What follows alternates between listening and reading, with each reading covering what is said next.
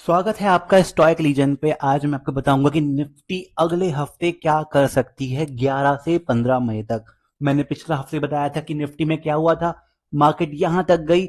मैंने कहा था कि एक बार मार्केट यहां तक दोबारा आ सकती है, और देखिए इस हफ्ते में मार्केट ने क्या किया, उसे टच किया और दोबारा से नीचे आ गई। और इसी तरह से मैं इस हफ्ते का बताऊंगा कि मार्केट इस हफ्ते में क्या कर सकती है। तो चलिए मैं आपको बताता हूं कि मार्केट इस हफ्ते में क्या कर सकती है। देखिए, मार्केट का एक वीकली चार्ट खुला हुआ है। मार्केट ने क्या किया, अपनी लास्ट कैंडल के हाई को निकाला और दोबारा से नीचे की तरफ आके क्लोज कर गई है।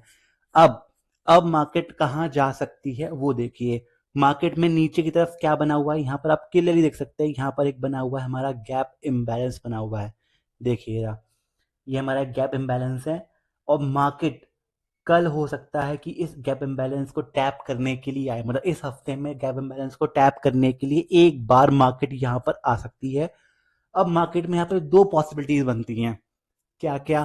पहली चीज, या तो मार्केट इस गैप इम्बैलेंस को क्या करे, टैप करे। और टैप करने के बाद मार्केट क्या यहाँ से इस तरह से नीचे की तरफ आए, यहाँ टैप करे और एमएसएस करके ऊपर इस हाई को निकाल दे। पहली पॉसिबिलिटी बनती है मार्केट में ये।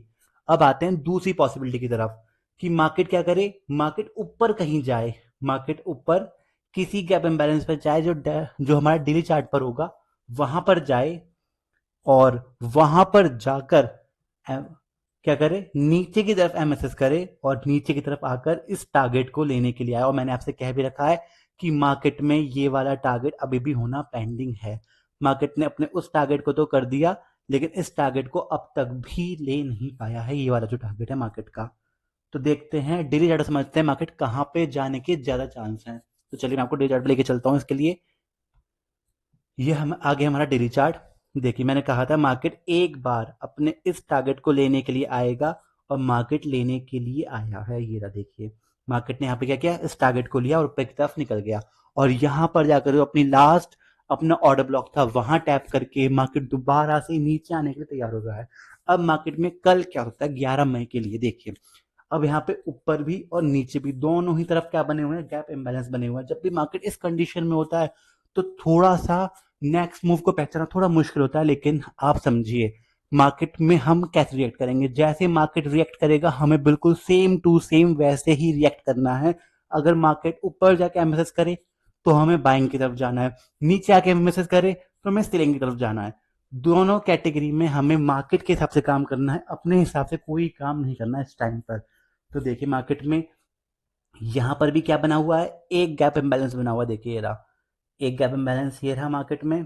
तो मार्केट में या तो मार्केट क्या करे, ऊपर की तरफ खुले, मार्केट इस तरह से ऊपर की तरफ खुले और यहां पर आकर या तो इसे निकाल दे, ये यहां पर आकर दोबारा से नीचे की तरफ एमएस करते हुए कहां पे आए, इस टारगेट को लेने के लिए आए। पहली पॉसिबिलिटी मार्केट में ये हो सकती है। अब आते हैं दूसरी पॉसिबिलिटी की तरफ।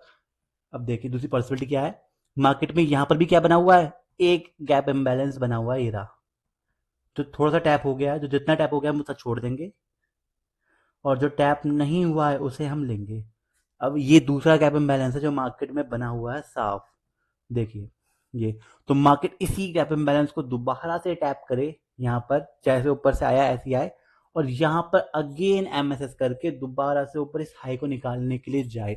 मार्केट में ये होने के चांस करीबन 80% है कि मार्केट इस तरह से ऊपर जाए, फिर नीचे आए, इस गैप इम्बैलेंस को टैप करे और ऊपर की तरफ निकल दे।